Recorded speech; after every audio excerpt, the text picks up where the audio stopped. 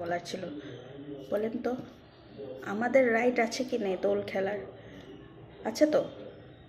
তো আমাদের দোল খেলতে পারবো, কিন্তু দোল খেলার আগে আমাদের রান্না করতে হবে, খাওয়ার জন্য প্রস্তুতি নিয়ে সব রেডি করে তারপরে গিয়ে দোল খেলতে হবে। তারপরে আসার পরে স্নান করো, দোলের স্নান করার পর তারপরে রান্না বাড়া যা করেছো তা বেড়ে টেড়ে সব দিয়ে বাসনপত্র গুছিয়ে এগুলো সব করতে ইচ্ছা করে বলেন তো?